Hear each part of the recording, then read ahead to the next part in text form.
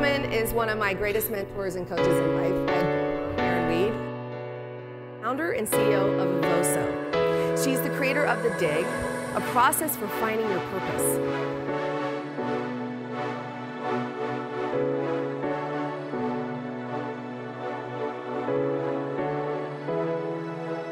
Erin helps people seek their purpose and speak their truth.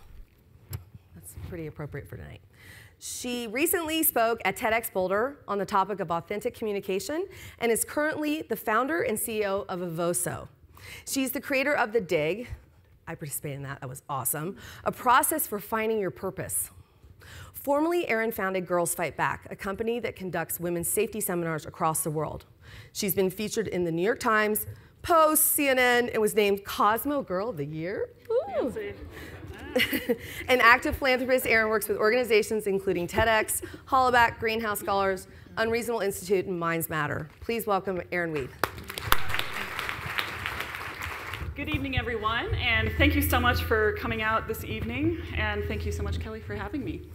So when I asked her, what do you want us to talk about? She's like, well, it'll be super casual. We just want you to tell everybody about a messy moment. And then I'm like, trying to think of a time in my life that I didn't have a messy time, and so I'm like, this is not closing the gap at all.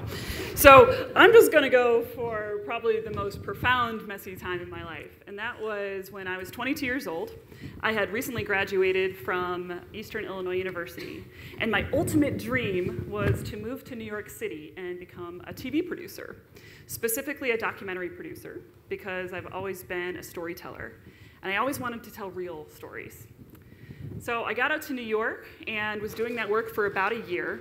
And then I got a phone call that pretty much changed my entire perspective on the world. The night was June 12th, 2001. And what I found out was that one of my best friends named Shannon McNamara had been murdered while fighting off an attacker in her apartment, back where we had gone to college at Eastern Illinois University, in a little farm town where nothing bad ever happens. And so my little bubble of privilege, my privilege being that I really had never feared for my life or the life of someone that I cared about. And it was burst in a millisecond. And the next day, I got on an airplane and I was going back for the wake and the funeral. And I knew instinctively on some level that when something bad happens, specifically within a community of women, it is so incredibly important to gather and to tell our stories. And I wasn't thinking that consciously, but I just knew on some level that we had to get together before this wake, before this funeral, and we just had to talk.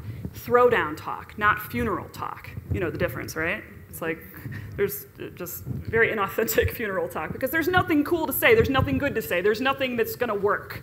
So I wanted to have real conversation. So we had this campfire in my parents' backyard, and it was such a great opportunity to hear what people were really thinking and feeling. And all of the women around this campfire, there were probably about 50 of us at the high point, and we're all recent college grads. So many of us were out there doing cool stuff in the world, educated, smart, powerful. And I started hearing the stories that they were telling as a result of Shannon's murder. And the stories had shifted away from, oh, I'm going to travel the world, or I'm going to take this internship downtown Chicago. And it started turning into a story of, maybe I shouldn't travel the world because that might not be safe to do alone. Or maybe I shouldn't take that internship downtown Chicago because it has a really sketchy parking lot. And in that moment, I started to realize that we were starting to make decisions stemming from fear. It was through these stories that we were able to see this new truth emerging, that we were all fundamentally making decisions because we were scared. This struck me as almost a bigger tragedy than Shannon's murder. Because I imagine if she was sitting around the campfire that night, she'd be like, oh, hell no. You will take that job. You will travel the world. The next day was the wake, and she was a loved person, just an incredible woman. And so there were hundreds of people there, and we had to wait in line for many hours to meet the family and to kneel down in front of her casket. And so I had hours and hours to think of the awkward thing that I'm going to say, right? The thing that's going to come out terribly and just won't be of any value to the world. So I was getting anxious, but finally at the end, I get up there and I kneel in front of her casket, and I talk about a messy moment. I mean, you're looking at someone who you love and you care for and who was going to be such a force in the world, and she's gone. And it was very clear she wasn't there. Her spirit had left a long time ago. There probably wasn't anything more messy, but what I learned in that moment is that there is magic in it. Because in those messy moments, just like Kelly said, that's where the light comes in. Because I started to feel something in me. Almost, it sounded like a drum beat that was in the distance. Right after I got up, the next thing to do was to meet her family, and I was meeting them for the first time. Because, you know, you're at college, you don't usually know each other's families, and so I'm meeting her mom specifically. Her mom's name is Cindy, and so I introduce myself very formally. I say, "Hello, Mrs. McNamara, my name is Erin Weed. I'm so sorry what happened to Shannon." And in that moment of like epic messiness, she throws her head back and is like, "Oh my gosh, you're Weed?" Like, remember, we're at her daughter's funeral, you know? And we are like cracking up because when you got a name like Weed, you got to own it. You know what I mean?